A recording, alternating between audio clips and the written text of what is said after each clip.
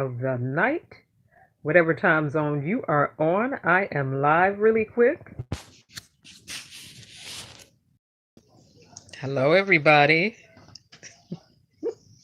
People usually be like, come on in, y'all, come on in.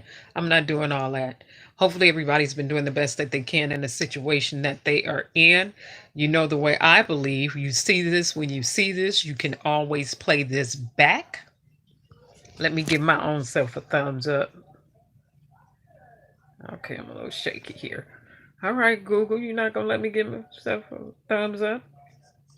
Okay, this RICO case pertaining to Robert Sylvester Kelly, which is a non-traditional, bizarre RICO case from my perspective, because there hasn't been a RICO case like this one. Okay, that's number one. Let the record show. But what I want to say about this is that I mentioned earlier, and that is number one. Whenever you are reading documents and whenever we're reading bills and laws, how did I say I read? What were one of the tips that I gave in terms of us reading? I said we always read the clauses, right? Because clauses in any document will tell a story. The if then, okay? It's the if then's this. If this happens, then that happens.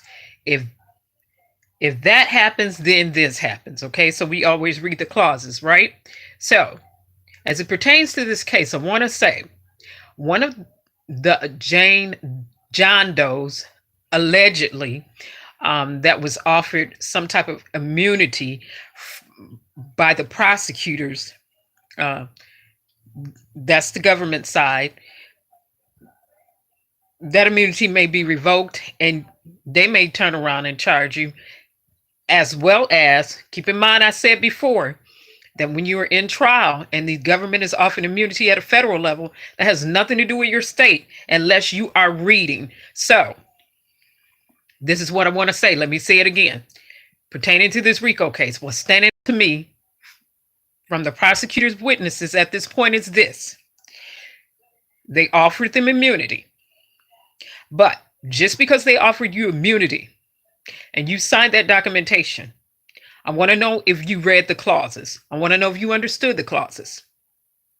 Okay, so over here, what do? We read the clauses.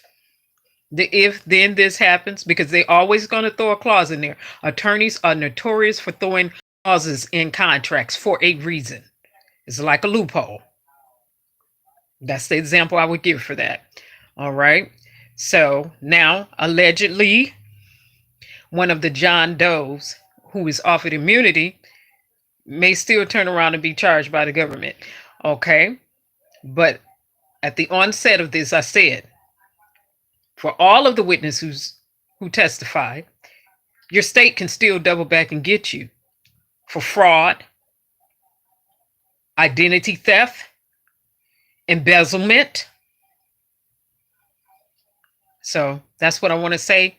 You all have a pleasant evening and a pleasant night, and stay safe, everybody. And let's remember, we read to comprehend and understand. Okay? Reading and comprehension is fundamental. Always read the clauses. Bye-bye, everybody.